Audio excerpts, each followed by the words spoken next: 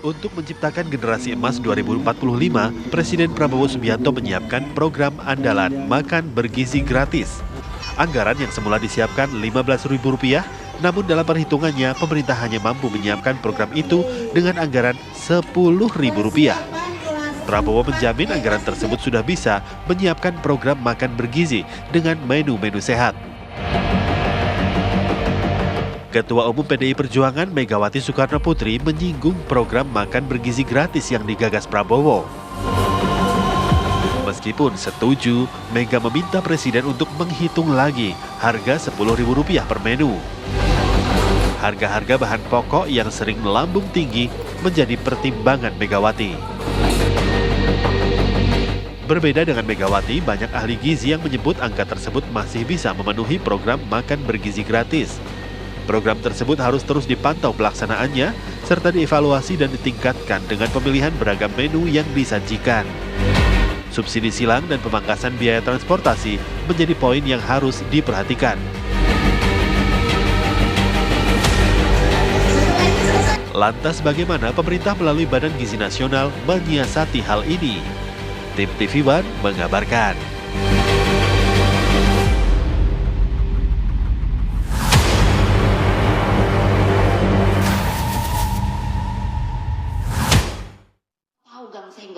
Artinya, saya adalah orang yang turun ke bawah. Jadi ibu-ibu jangan mentereng-mentereng terus. Mentereng boleh. Tapi ya itu turun. Lihat manusia Indonesia yang masih perlu. Katanya mau kasih makanan gratis. Setuju saya. Lah benar. Tapi apa? Saya hitung lah. Saya juga tukang masak kok. Ibu saya tuh orang Sumatera, Bengkulu. Jadi tradisi. Putri pertama harus pintar masak, alhamdulillah. Ku hitung kan, 10.000 tuh, ya apa yo? Apalagi sekarang harga naik. Mas Bowo, kalau denger ini, tolong deh, suruh dihitung lagi. Loh, tepuk tangan dong ibu-ibu. Apa urusan kalian? Saya tahu ngulek cabai segala. Ini kemanusiaan, tahu? Nah ya. Nanti kalau udah makin melambung, ibu-ibu ini kan udah datang ke saya. Ibu gimana dong cabenya sekarang? Aduh pusing lah gua. Ibu sekarang namanya bawang putihnya naik. Aduh pusing lah gua. Gitu loh. Jadi ya gitu. Sorry ya mas, saya mesti kritik. Loh orang saya benar kok. Saya suruh ibu-ibu hitung 10.000 dapat teh apa? Baru ibu-ibu bilang, lah yo apa ibu ya? Paling tempe. Iyalah, aku bilang. Karena saya bisa masak. Nah, keren nggak Presiden Republik Indonesia 3 profesor juga masak boleh. Ya, ada masukan penting yang langsung disampaikan oleh Ketua Umum dari PDI Perjuangan Megawati Soekarno Putri mengenai program makan bergizi dengan budget segitu tidak cukup begitu katanya. Karena harga bahan pokok ini naik. Mahal-mahal naik-naik. Nah itu yang akan menjadi pembahasan kita bersama dengan sejumlah narasumber. Saya ingin sapa terlebih dahulu satu persatu. Ada Mas Dede Prayudi alias Mas Uki selaku Jubir Kantor Komunikasi Kepresidenan. Selamat pagi Mas Uki. Selamat pagi Mas Uki. Sehat Mas? Alhamdulillah sehat. Alhamdulillah sehat. Di sebelah Mas Uki ini juga sudah hadir Prof Hardinsyah, Guru Besar Ilmu Gizi IPB. Selamat pagi Prof. Selamat pagi Prof Hardin. Sehat semangat Prof. Kafira sama Kafira.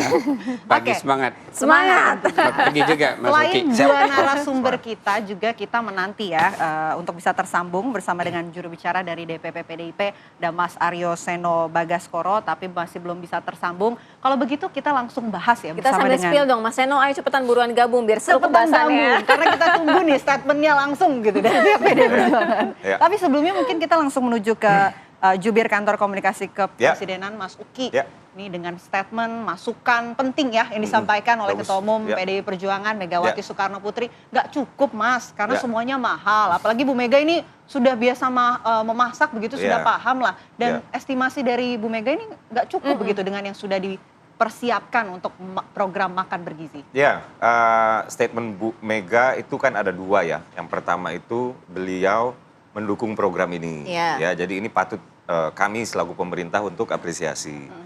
Lalu yang kedua adalah beliau menyaksikan itu dengan 10.000 ini kira-kira betul nggak bisa mendapatkan gizi yang dibutuhkan oleh ibu hamil dan anak-anak Indonesia. Kurang lebih begitu ya. Iya. Nah, kalau kita melihat dari poin-poin ya, kenapa Ibu Mega menyaksikan ya, saya pikir itu adalah hal yang wajar ya, namun perlu untuk kita lihat lagi ke dalam bahwa angka yang kita dapat misalnya dari beli di pasar ya, atau bahkan kita langsung karena kemarin itu kami lihat ada konten kreator dan stasiun TV itu ke warteg ya, atau ke warung makan Padang gitu-gitu ya. Nah, itu adalah angka konsumsi, nilai konsumsi. Nilai konsumsi itu sudah termasuk di dalamnya kita membayarkan keuntungan untuk si pedagang rumah makan. Atau juga keuntungan untuk si penjual bahan baku pengecernya tapi. Lalu dari pengecer itu sebelumnya kita juga sudah chip in atau membayar keuntungan untuk pedagang di pasar induk. Misalnya seperti itu ya. Dan juga kemudian baru kita masuk ke supplier bahan baku. Dan ini semua baru saya sebutkan keuntungan, padahal kita juga chip in untuk misalnya uang listrik si pedagang. Kita juga chip in untuk uang keamanan si pedagang, kebersihan dan lain-lain, termasuk gaji karyawannya. Nah, itu adalah nilai konsumsi. Ya, nah apa yang dilakukan oleh pemerintah dalam proses pembiayaan untuk program makan bergizi ini, yang dimaksud dengan 10.000 itu pertama, itu adalah rata-rata.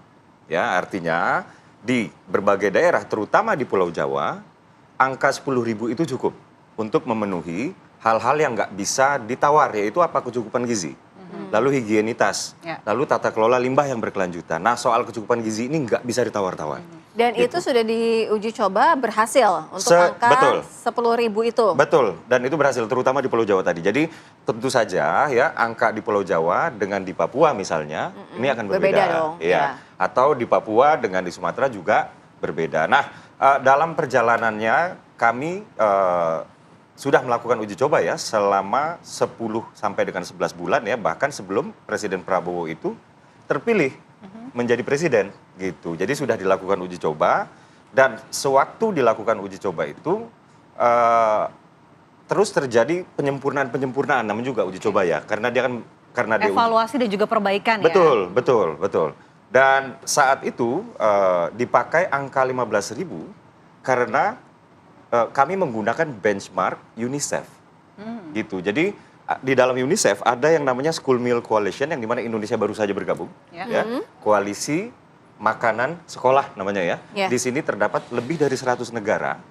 Dan UNICEF itu mengatakan benchmark rata-rata per anak per hari untuk program makan bergizi di dunia itu memang $1. Makanya sewaktu kita melakukan uji coba, kita menggunakan benchmark itu ya. Lalu seiring dengan berjalannya waktu, kita tidak menggunakan skema yang sama seperti skema pasar yang mungkin digunakan oleh logikanya Ibu Megawati tadi. Jadi simpul-simpul ini kita dekatkan. Jadi satu unit pelayanan itu langsung mendapatkan suplai dalam jumlah besar dari petani, dari nelayan, dari peternak, dari pekebun. Dan langsung diolah ke unit pelayanan tersebut ya dalam satu hari itu memproduksi antara 3.000 sampai dengan 3.500 porsi makanan. Jadi maksudnya Mas Uki begini, kalau misalnya kita membeli di warung, di warteg gitu kan, itu nominal 10.000 nggak akan ada harganya. Kita nggak akan bisa dapat makanan bergizi gitu kan. Susah untuk Tapi karena ini dikelola secara besar, secara sekaligus, betul. jadi akhirnya bisa gitu. Betul, dan 10.000 yang dimaksud itu bukan atau tidak termasuk atau tidak untuk membayarkan misalnya puluhan warga yang memasak makanan. Itu tidak untuk membayar listrik di unit pelayanan. Itu tidak untuk membayar seorang ahli gizi atau nutrisionis. Satu orang harus ditempatkan di satu unit pelayanan. Itu nggak untuk membayar orang tersebut. Tapi dengan angka tersebut, apakah bisa terpenuhi unsur-unsur memberikan makanan bergizi sehat tersebut? Yes, jadi begini. Di kecukupan gizi yang tadi saya maksud itu ya, minimal misalnya satu itu 600 sampai dengan 700 kalori. Ya. Lalu ada standar sekian gram karbohidrat, standar sekian gram protein, yodium dan juga zat besi. Khusus yodium dan zat besi ini adalah mandat Pak Prabowo karena Pak Prabowo menginginkan ya misalnya zat besi. Zat besi itu ternyata bisa meningkatkan konsentrasi dan fokus anak di kelas. Gitu. Nah, hal inilah yang wajib harus ada dan di setiap unit pelayanan di situ ada layar monitor ya. Layar monitor ini dukungan dari sistem informatika yang kita pakai dan di sana tertera tuh kalorinya sekian. terus habis itu protein sekian, karbohidrat sekian, dan lain-lain sekian. Dan diproduksi dalam sehari jumlahnya sekian. Dan sudah diambil oleh, katakanlah kurir dalam tanda kutip ya, itu jumlahnya sekian. Dan sudah diantarkan sekian, dan sudah diambil oleh siswanya sekian. Dan ini real time, dan ini langsung terpusat dan langsung bisa diakses oleh institusi kepresidenan. Jadi sistem controllingnya begitu jelas dan nggak boleh ada yang namanya malpraktik ya, malpraktik di mana ntar dikurang-kurangin gitu gizinya. Jangan dong, iya. Atau dikurang-kurangin apanya namanya ukurannya dikecilin, kuantitasnya, porsinya juga, porsinya. Nggak bisa, itu nggak bisa kita lakukan. Pengawasannya ketat. Prof Hardin begini, kalau misalnya kita membahas mengenai gizi-gizinya, itu kan biasanya untuk anak-anak dengan usia tertentu berbeda dong ya. Untuk mereka mendapatkan gizi yang sesuai. Nah ini akan kita dalami ya Prof ya. Tapi ditahan dulu, usai jeda kami segera kembali. Kami akan dalami, jangan kemana-mana. Kita juga masih terus menunggu Mas Seno untuk segera bergabung bersama kami di Apa Kabar Indonesia Pagi.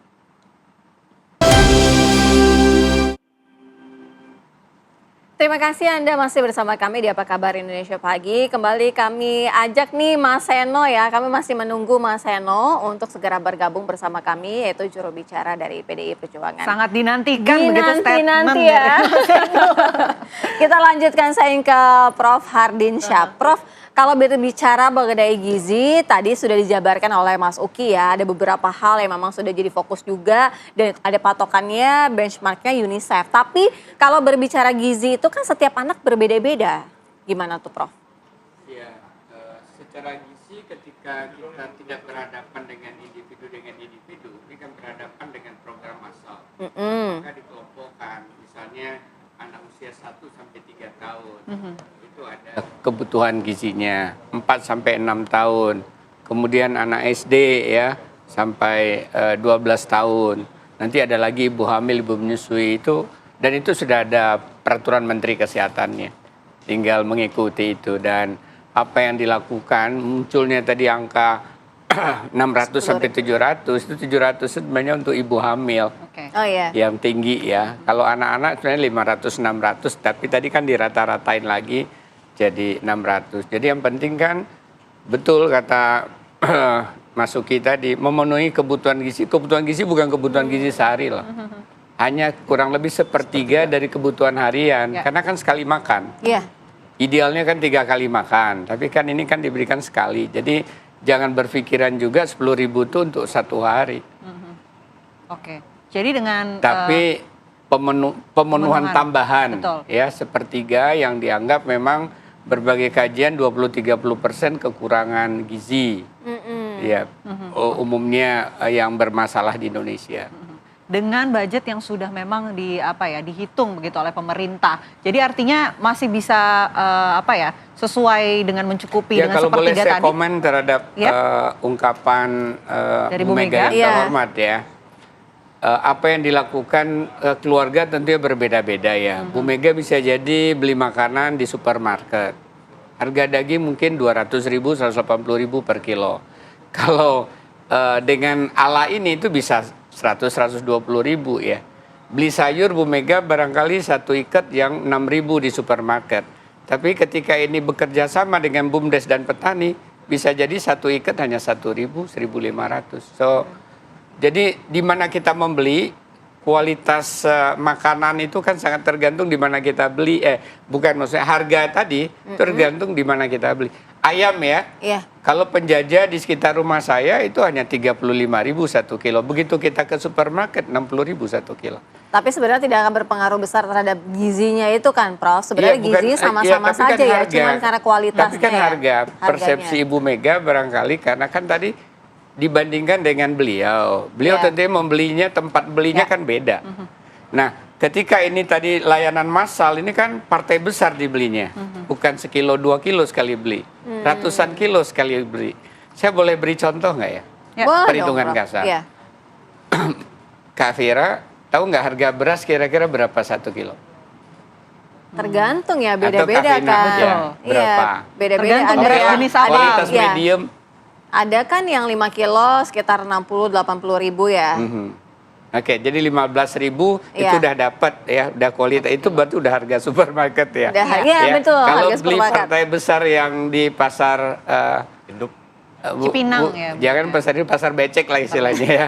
Pasar Itu masih Klender dapat gitu ya. 12.000. Katakan 15.000. Anak sekolah dasar tadi butuhnya 100 gram. Karena ketika diolah jadi 200 gram nasi dari 100 gram beras. Berarti cuma 1.500 kan? Ya. Makanan pokoknya. Tanda itu bergizi harus ada lauk pauk, harus ada sayur, harus ada buah, harus ada minuman. Ya. Nah sekarang kita bicara lauk pauk. Bisa kombinasi tahu dan tempe dan telur aja sederhana. Nanti kita pindah ke daging. Tempe satu potong kurang lebih 50-75 gram itu hanya nggak sampai Rp1.000, Rp750. Buletin aja ke atas. 1.000 ya. Ya, Udah kita berapa buletin. sekarang? 1.500 tambah 1.000, 2.500. 2.500. Telur satu, pernah beli telur nggak Kak Fira? Tidak beli Kita sambal tanya Bu wati. Mega, Iya, Bu satuan. Mega beli telur yang mana? Kalau telur organik lain lagi ya. Telur Ini rendah ketahuan banget kolesterol nih, lain ini lagi. yang belanja bukan kita nih orang rumah yang sudah belanja nih. Iya itu. Iya. Jadi kalau telur less kolesterol mahal. Iya, beda ya. Sama oke lah. omega juga Sekarang beda lagi kan, Prof. Ya. Telur yang biasa lah ya, saya lihat tuh 25 sampai 30.000 1 kilo. Itu ada 16 biji. Ya, berarti 1.500 sampai Satunya. 2.000. Kita Ya. bulatin ke atas. Oke. Jadi 2.000. Berapa Udah sekarang? 4.500. Tadi kan Tambah 2.500, Tadi kan tambah 2.000. 2.500 Oke. sampai 2.000. 4.500. 4.500. Sekarang kita butuh sayur. Ya. Satu ikat di penjajah udah ngambil untung yang keliling itu 2.000 tapi bisa untuk 2 porsi anak. Jadi 1.000 Iya. berapa? 500. 5.500 ya. Iya, Buah pernah beli jeruk? pernah. Berapa Tapi satu? tergantung ya jeruknya jeruk apa dulu Iya. kan. Kalau di supermarket Iya. beda lagi. 1 kilo. Ini jawaban Beda aman lagi, yang nggak pernah belanja. Jeruk Tapi kalau tadi belanja kisaran full belanja harganya sendiri. 30 sampai puluhan ribu ya. Iya. Kita ambil aja yang 40.000. Isinya bisa 10 kalau yang untuk anak-anak. Tapi kalau yang gede, yang segini itu isinya 8 sampai 6. Ya, kalau isinya 10 jadi berapa? Ya. Itu kalau kita beli jeruk yang paling murah semangka. Beli satu semangka 40.000 itu bisa 40 Dipotong-potong. potong. Iya, 40 potong benar. satu Kayak tadi potongnya ya, berarti contohnya berapa? bisa ditusuk-tusuk gitu Satu semangkanya potongnya ya. 1.000 atau beli pepaya. Ya, yang 2 kilo itu paling 20.000 dipotongnya bisa 20.000. Jadi kira-kira total berapa tuh? 6.500 di luar susu, ya. Nah, kalau sisanya tadi tambah bumbu lah 500 perak. Jadi, ya 6.000 masih sisa 3.500. Bumbunya apa dulu nih Prof? 500 nih Prof. Cukup ya, bumbu ya. Cukup. Ya, iya. Jadi berapa Ini kan tuh tadi di kira-kira luar 7.500 di luar ya? nggak ada pajak, nggak ada keuntungan karena dibuat Ya. sendiri. Upahnya sudah tadi, peralatannya sudah biaya yang lain, ya. Manajernya sudah upah yang dari biaya yang lain. Berarti itu sekali 2 hari kalau satu tetra pack ini susu komersial ya, 7.000, 8.000 satu, berarti sekali 3 hari bisa minum susu. Ya, cukup ya artinya. Tapi kan Ya, atau makan daging, oke, yang 100.000 lah 1 kilo dengan tadi partai besar. Itu bisa dibagi 25. kalau misalnya gini, ayam 1 ekor terus dibuat seminimal mungkin, akhirnya dipotong 10 bagian. Itu Ya, kalau memadai untuk tidak ibu hamil gizinya? dipotong 8 atau 10. Tapi kalau untuk anak-anak itu dipotong 12 anak sekolah. Karena porsinya lebih kecil. Iya, porsinya lebih Kebutuhannya. kecil. Jadi disesuaikan sebenarnya ya. 40.000 dibagi 12 berapa? Sekitar 3.000 kan. Tadi kan tempe sama telur 3.500. Ya, 3.000. ya. Sama kan? Jadi ketika makan ayam nggak perlu tempe. Karena sumber protein. Dan tentu Iya. pastinya dari pemerintah, ini kan tadi sudah disinggung ya, sudah melakukan uji coba selama 11 bulan. Ya. Ini sudah menimbang-nimbang begitu gizinya selama fase uji coba tersebut. Hasilnya seperti apa sih Mas? Mungkin Ya, bisa jadi ada 3 C kami sebutnya ya, yang menjadi target dari program makan bergizi gratis ini. Targetnya tentu ada yang jangka pendek, jangka menengah, dan jangka panjang. Tapi kita berbicara yang jangka pendek dulu ya. Ya. 3 C ini adalah partisipasi sekolah. Oh, SI ya. Iya. Kirain C tadi. Lalu yang kedua adalah absensi Kehadiran. sekolah. sekolah, Dan yang ketiga adalah konsentrasi sekolah. di sekolah. Belajar. Gitu ya. Nah, dari berbagai tempat yang kami datangi untuk diuji cobakan ya, terakhir saya ke Tanah Sareal di Kota Bogor. Sebelumnya saya juga sudah pernah di Sukabumi, pernah juga di beberapa tempat yang lain. Nah, kami berbicara dengan pihak guru. Ya. Gitu. Bagaimana Ibu ya? Performa anak-anak di kelas seperti apa gitu. Yang pertama, anak-anak jadi makin jarang absen, gitu. Semangat gitu ya? Jadi semangat, semangat hadir, apalagi sekolah itu nggak pernah ngasih tahu menu besok itu apa. Oke, jadi menunya beda-beda ya setiap hari ya? Beda-beda. Jadi misalnya nih pernah ada suatu hari seorang anak nggak masuk di hari Rabu. Ternyata hari Rabu itu menunya lagi daging tuh. Iya. Nah, besokannya ketika dia masuk di hari Kamis, teman-temannya kayak ngeceng-cengin dia gitu. Rugi banget kemarin. Jadi ada kebanggaan dan kesenangan nggak dapat daging. Karena dia tidak bisa merasakan menu di hari sebelumnya. Betul. Terus kalau anak-anak SD kan mungkin kayak surprise, apa nih kira-kira apa di dalamnya gitu isinya ya. Dan saya juga bertanya ke salah satu anak, si anak mengatakan begini, kan saya tanya, kamu seneng nggak ada kayak begini, ada program makan bergizi gini? Oh seneng Pak, karena saya itu sekarang dengan ada program ini makan daging setidaknya sekali seminggu. Sebelum ada program ini, setahun sekali aja udah bagus. Itu pun kalau saya kebagian jatah Idul Kurban, katanya seperti itu. Dan inilah dia elemen-elemen kemanusiaan ya yang kami temukan ketika kita melakukan tinjauan uji coba tersebut. Karena menu daging itu pasti seminggu sekali ada? Seminggu sekali ada. Dan itu ya, yang kedua tadi adalah absensi ya. Kalau partisipasi ini tentu saja ini kaitannya dengan jumlah anak usia sekian per jumlah anak yang sekolah di usia tersebut, lalu kemudian dibikin rasionya. Nah, yang terakhir adalah soal konsentrasi nih ya. Konsentrasi ini saya tanyakan ke guru, gitu. Ibu, bagaimana performanya anak-anak dari sewaktu proses belajar mengajar gitu? Atau Bapak bagaimana? Oh, sudah nampak hasilnya. Anak-anak sekarang jadi lebih mudah untuk diterangin, gitu. Dan anak-anak sekarang konsentrasinya di kelas lebih baik, lebih fokus, gitu. Kalau misalnya dulu saya menerangkan hal yang tingkat kompleksitasnya sekian gitu ya, itu harus sekian kali dan udah agak-agak berurat sedikit kepalanya. Kalau sekarang jauh lebih mudah, katanya kayak gitu ya. Jadi untuk yang 3C ini sendiri, ini sudah terbukti ya, dan kami sudah memiliki beberapa statistik ya terkait dengan kehadiran, prestasi dan lain-lain. Di area-area yang uji cobanya sudah hitungan bulan, itu sudah ada peningkatan. Gitu. Jadi harapannya nanti kalau sudah setahun, 2 tahun, apalagi sudah bertahun-tahun sampai dengan 2045 insya Allah SDM Indonesia ini sudah bisa lah kita katakan SDM Indonesia Emas gitu. Oke, tapi menarik ya untuk kita ketahui juga, adakah mungkin dari 11 bulan uji coba evaluasi atau mungkin dari rata-rata yang tadi 10.000 mungkin meningkatkan 11.000, 12.000 atau mungkin ada. Variasinya akan dihadirkan apa evaluasinya? Pertama-tama memang infrastruktur itu tidak merata. Infrastruktur yang saya maksud di sini adalah misalnya kayak kelengkapan bangunan fisik gitu ya. Ini kan harus standarnya 20x20. Kenapa harus begitu? Ini kan jumlah makanan yang disajikan itu 3.000 sampai 3.500. Kalau terlalu kecil chaos dia. Jadi ada ruangan pertama itu adalah ruangan penyimpanan bahan baku misalnya ya. Ini kan udah ada size tersendiri yang sesuai standar. Kalau enggak apa? Ini chillernya ini kalau terlalu kecil, bahan baku yang masuk itu enggak semua. Iya, jadi kalau bahan baku masuknya enggak semua, artinya dia ya? enggak fresh nanti ketika disajikan. Nah, ini semuanya ada standarnya dan standarnya sama ya. Tapi kemudian di masing-masing daerah tentu saja beda-beda. Kesiapannya itu berbeda-beda. Kesiapannya itu berbeda-beda, itu tantangannya ya. Lalu yang kita temukan juga yang kedua adalah selama uji coba ya. Jadi ekosistem yang kita bikin itu yang terdiri dari simpul-simpul penyedia bahan baku, lalu unit pelayanan, lalu sekolah, lalu posyandu dan lain-lain.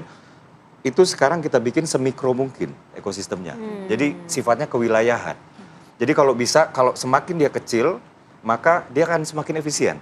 Misalnya pencukupan karbohidrat di Papua. Ini nanti kita nggak akan pakai beras. Kita akan pakai sagu. Karena kalau misalnya kita pakai beras, misalnya berasnya diimpor dari Sulawesi misalnya, atau dari Kalimantan, ini ada cost lagi di sini.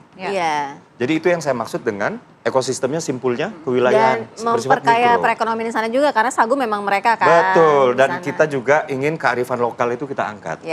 Ya, selain soal aspek keekonomian tadi. Ya, begitu kurang lebih. Baik, kalau misal dari Prof. Hardinsyah, apa kira-kira yang patut di-highlight, baik itu evaluasi, kemudian masukan juga mungkin, Prof?